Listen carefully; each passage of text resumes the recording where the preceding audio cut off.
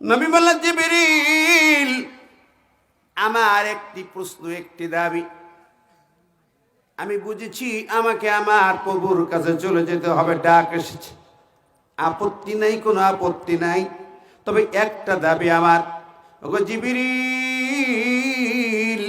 আমার আল্লাহর কাছ থেকে জানতে চাই, আমি চলে যাব, আমার এই উম্মতের জিম্মাদার হবেন কে? পাশে ফাতিমা কাঁদে, আয়েশা কাঁদে, আপন জনেরা কাঁদে, হাসান হুসাইন কাঁদে, কারোর কথা বললেন না। কলিজার টুকরা নাতি হাসান হুসাইনের কথা বললেন না, ওদের কি হবে? মা ফাতিমার কি হবে তাও জিজ্ঞাসা করলেন না। আয়েশার কি হবে খবর নিলেন না। শুধুমাত্র আমার উম্মতের জিম্মাদার হবেন কে? একটু বলেন তো, এই জমিনে যত নেতা আছে তার মরণের সময় আপনজন ছাড়া আর কোন মানুষের চিন্তা কি করবে নাকি? জোরে বলেন, করবে না। জিবরিল বলেন, নবী, আপনার চিন্তার কোনো কারণ নেই।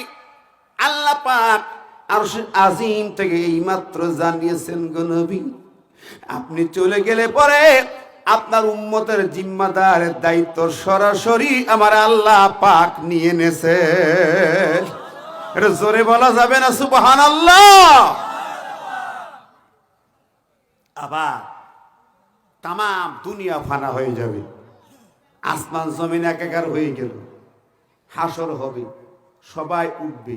প্রথম উঠবেন কে? মুহাম্মদুর রাসূলুল্লাহ সাল্লাল্লাহু আলাইহি সাল্লামকে উঠানো হবে। জিবরিল আমিন তাকে ডেকে উঠাবেন। নবীজি উঠবেন, ডানে বামে সামনে পিছনে তাকাবেন, কোনো মানুষ নাই, কেউ নাই। বলে, জিবরিল কি হলো? কেউ তো দেখি না, কাউকে দেখি না, আমার উম্মত কি সব তোমরা জাহান্নামে ভরে দিয়েছো নাকি? ওগো জিবরিল, আমি আগে জানতে চাই, সামনে যাব না, এক পা যাব না, আইনা উম্মতি, আমাকে বলতে হবে আমার উম্মত কোথায়, আগে জানাতে হবে।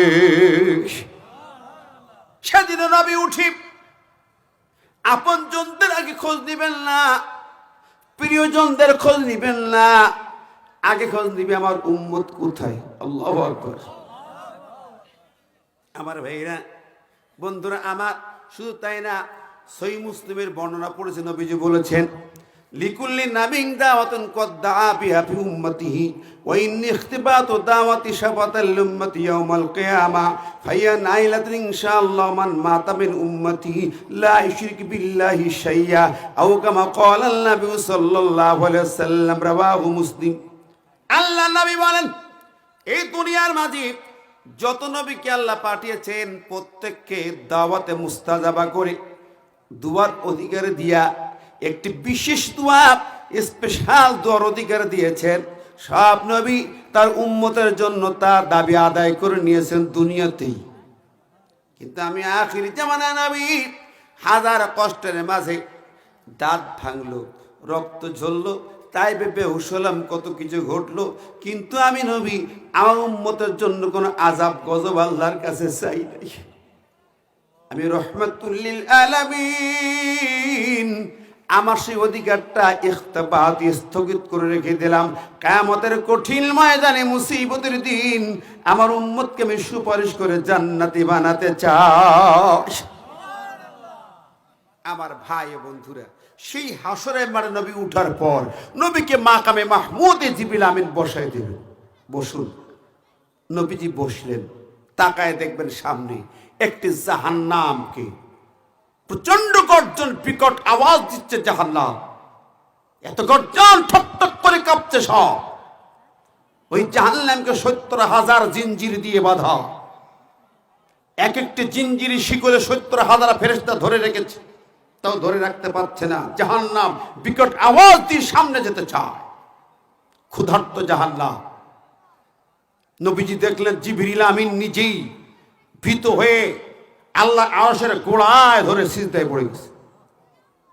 জিবরিল বলছে, আল্লাহ নাজ্জিনি, এই জাহান্নাম থেকে আমাকে বাঁচাও। বিশ্ব নবী ওই সময় মাকামে মাহমুদ থেকে তাড়াতাড়ি সিজদায় পড়ে যাবে। আল্লাহ, ওগো ভালি, এই জাহান্নামে আবার উম্মতকে নিও না। আল্লাহু আকবার।